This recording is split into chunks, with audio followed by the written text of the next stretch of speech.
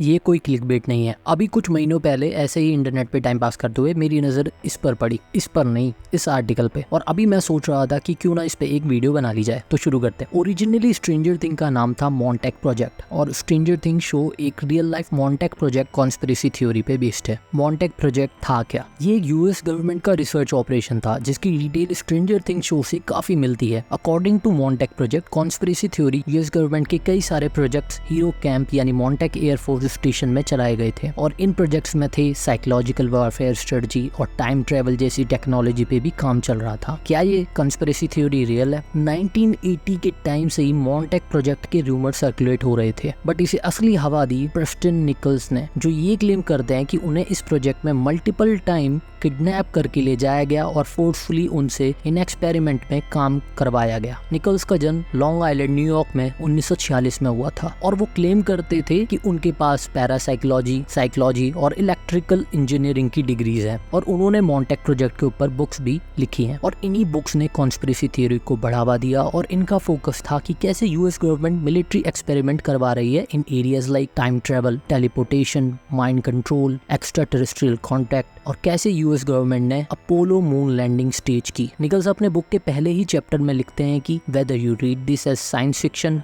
और non fiction, you are in for an amazing story. और उन्होंने बुक्स के कंटेंट को सॉफ्ट फैक्ट बताया है। मॉन्टेक प्रोजेक्ट ने स्ट्रेंजर थिंग को कैसे इंस्पायर किया? मॉन्टेक प्रोजेक्ट स्ट्रेंजर थिंग शो का बेस है, और पहले स्ट्रेंजर थिंग का नाम मॉन्टेक प्रोजेक्ट ही होने वाला था। और अप्रैल 2018 में स्ट्रेंजर थिंग के क्रिएटर मैट और रॉस डफर ने कहानी चुराने के इल्जाम से साफ इनकार कर दिया था। दरअसल इन दोनों पे ये इल्जाम लगाने वाले थे डायरेक्टर चार्ली कैसलर। उनका कहना ये था कि डफर ब्रदर्स ने उनका आइडिया उनकी एक 2012 की शॉर्ट फिल्म मॉन्टेक से चुराया है, और चार्ली ने यह भी क्लेम किया था कि वो अपनी ये कहानी डफर ब्रदर्स को 2014 के ट्राइबेका फिल्म फेस्टिवल में पिच कर चुका है। लॉ सूट के अकॉर्डिंग स्क्रिप्ट आइडिया, स्टोरी और फिल्म, इन तीनों में डिस्कशन हो चुकी थी, जिसको डफर ब्रदर्स ने स्ट्रेंजर थिंग में यूज किया। बट डफर ब्रदर्स ने आज तक इस मामले पे चुप्पी लगा के रखी है। क्या मॉन्टेक प्रोजेक्ट और स्ट्रेंजर थिंग में कोई सिमिलैरिटी है भी कि नहीं? जब आपको मॉन्टेक प्रोजेक्ट के एक्सपेरिमेंट जैसे लोगों ने क्लेम किया है उनके बारे में सुनोगे तो आपको लगेगा कि स्ट्रेंजर थिंग में काफी कुछ यहीं से आया है। निकल्स ने जो बुक्स लिखी है उसमें वो डिस्क्राइब करते हैं 1970 के उस टाइम को जब उनसे इस प्रोजेक्ट में काम कराया गया, और वो क्लेम करते हैं कि उन्होंने एक ऐसी चेयर बनाने में कंट्रीब्यूट किया था जिसे मॉन्टेक चेयर बुलाया जाता था, जिसमें इलेक्ट्रोमैग्नेटिक्स की मदद से चेयर पे बैठने वाले को साइकिक एबिलिटीज मिलती थी। और निकल्स ने ये भी बताया कि यंग बच्चों को यूज किया जाता था और उन्हें एक पोर्टल के थ्रू वॉइड स्पेस टाइम में भेजा जाता था, और इन बच्चों को निकल्स अपनी बुक्स में नाम देते हैं मॉन्टेक बॉयज। और जब से निकल्स ने इस बारे में बात करनी शुरू की तो एक आदमी को याद आया कि उसे मल्टीपल टाइम किडनैप किया गया, उसकी याददाश्त मिटाई गई, और उसे और उसके जैसे कई लड़कों को साइकोलॉजिकली ब्रेक करने की कोशिश करी गई ताकि इन लड़कों के सबकॉन्शियस में कुछ कमांड सेट की जा सके। निकल्स यहाँ तक भी बोलते हैं कि मॉन्टेक चेयर को कुछ साल टेस्ट करने के बाद उन लोगों ने उसे डिपेंडेबली टाइम ट्रेवल भी किया और अलग अलग एराज में भी गए और अलग अलग लोकेशन पे। वो यहाँ तक भी क्लेम करते हैं कि इसे यूज करके लोग मार्स तक भी गए। और एक समय निकल्स को उनके बॉस ने ऑर्डर दिया कि मॉन्टेक चेयर को ऑन कर दो और उसे 12 साल तक चलने दो, और सपोजिटली इस चेयर को यूज करके इन्होंने टाइम वॉर्म होल भी बनाया जो 1943 और 1983 को कनेक्ट करती थी। अब ये सब तो ज्यादा लग रहा है, बट कुछ लोगों का जो लॉन्ग आइलैंड के पास रहते थे उनका ये भी कहना था कि जब की जो गवर्नमेंट की वहाँ बिल्डिंग थी, ये वाली लग रही है ना थोड़ी जानी पहचानी, आसपास के लोगों का कहना था कि उनके टीवी के नेटवर्क्स की कई बार फेल हो जाते थे, जानवरों में अजीब सी हरकत देखने को मिलती थी, और बिल्डिंग के आसपास के इलाकों में रहने वालों लोगों को बुरे सपने आते थे। आई डोंट नो कि ये सिर्फ एक कंस्पिरेसी थ्योरी है या इसमें कोई सच्चाई भी है, बट देखते हैं फाइनल सीजन में कुछ टाइम बम होल या ऐसा कुछ स्ट्रेंजर थिंग वाले लाते हैं कि नहीं। तो अगर आपको वीडियो अच्छा लगा तो लाइक और सब्सक्राइब कीजिए। मिलते हैं नेक्स्ट वीडियो में, बाय।